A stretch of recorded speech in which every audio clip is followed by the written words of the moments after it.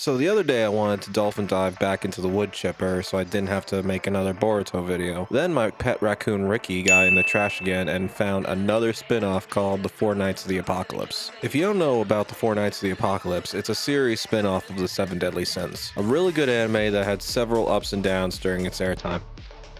Britannia.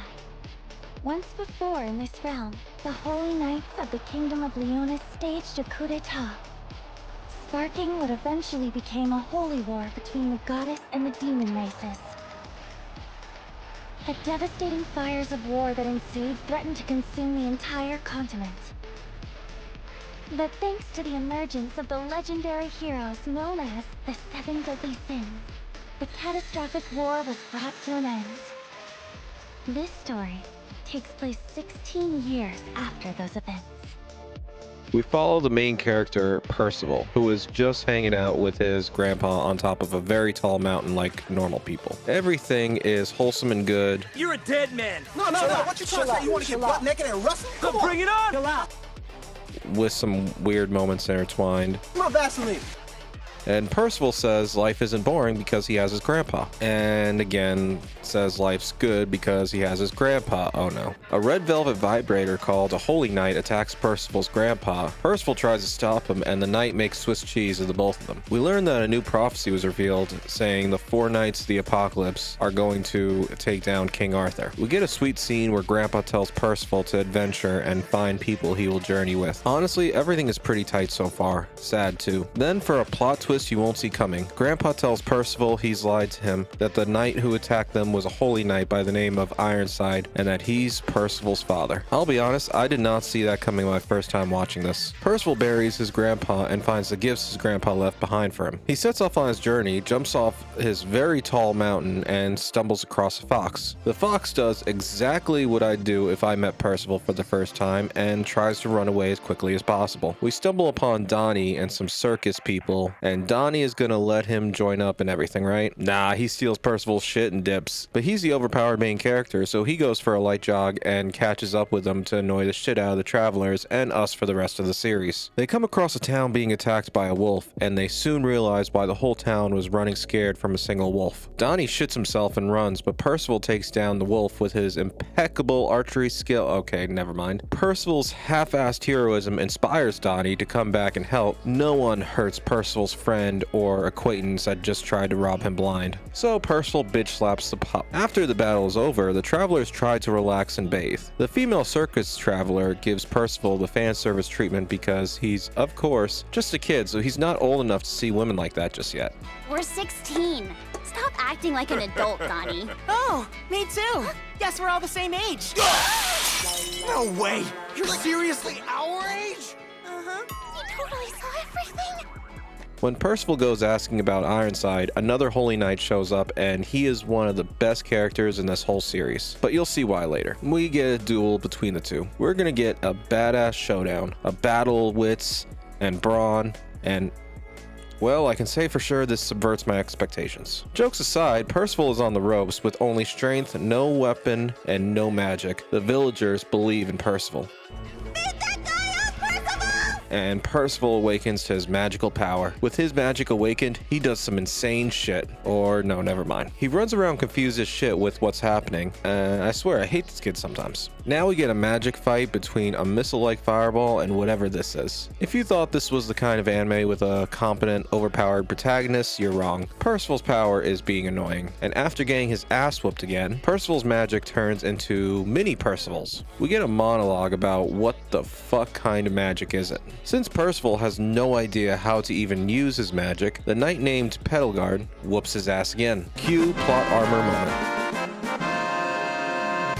Then the best character in the show, the fox, shows up out of nowhere and rescues the day. It's here we find out the fox can talk. He explains the Black Knight as well as Ironside are in charge of hunting down the Four Knights of the Apocalypse from the prophecy. And of course, Percival is one of them, and he will bring about the end of the world. Petalgard and Ironside fight about killing Percival or training him to fight by their side. Petalgard, I'm totally on your side, but what makes you think Percival is going to join you after Ironside made Swiss cheese of his grandpa? Donnie and Percival and the fox named named Sin travel together. Donnie and Percival take bets on who can hunt for the best catch. Percival goes around bitch-slapping creatures, then tries to save one and gets himself kidnapped. This is where we meet Nascience. The fairies of the fairy forest end up in a place where he turned all life into dangerous monsters. Nascience is a mad chemist who experiments on Percival, and after a bunch of fighting and misunderstandings, instead of destroying the forest, he was trying to save the forest. Using his magical ability venom mixing, which allows his body to remember and spontaneously create poisons he consumes,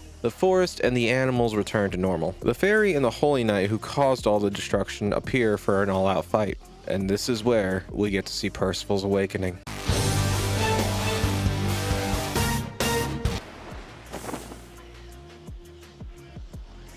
Huh? That's weird. Come out, please! Oh, whoops, wrong scene. We need to watch Percival get his ass whooped first. That's how this works. Okay, let's try that again.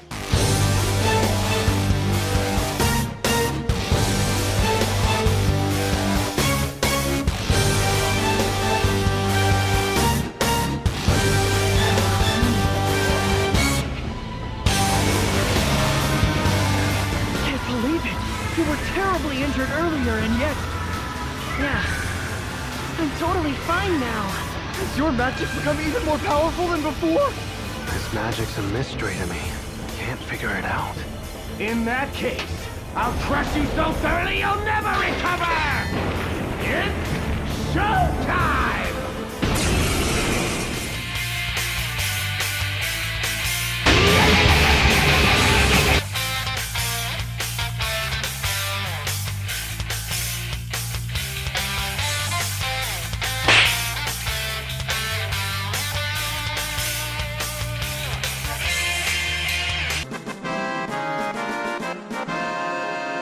After an ass-kicking, we find out the Holy Knight turned Nascience's mentor into a monster because he refused to be a racist. So we need to kick his ass. Sin the Fox tells Percival his magic is based on his imagination, and he can imagine any weapon he wants. But not a bow! Percival defeats the knight, the herbalist turns back to normal, the team goes back to bickering about who got the biggest catch for lunch, and Nascience runs after them to join the crew. I have to say this is actually pretty good. It could be because I've been stuck on the dumpster fire that was Boruto, but I really enjoyed this. The main character is annoying, but so is Asta and Black Clover. All the characters are unique from the original. Sin and Donnie are fun, and the group has good chemistry. We see characters from the original Seven Deadly Sins series, but it's not too much. I definitely have to continue with this series, especially because season 1 isn't where it gets bad, but there's also so much more good shit later on. I thought about covering more in this video. I thought about at least getting through a few more episodes so we could see the entire main group of the series. But to be honest, the next 3 episodes are an entire thing in their own, and so much happens and there's so much to talk about.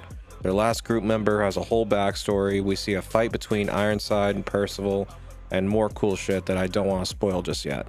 That's going to be at least half of the next video, if not its own video, so I'm going to go ahead and cut this one right here. So like the video, whether you actually like the video or not, so I can break out of my copyright strike prison, and then comment down below. I enjoy hearing from others because I was surprised to see how many people actually enjoy Boruto. Then be sure to subscribe so you can see my future Fortnite videos and anime dives.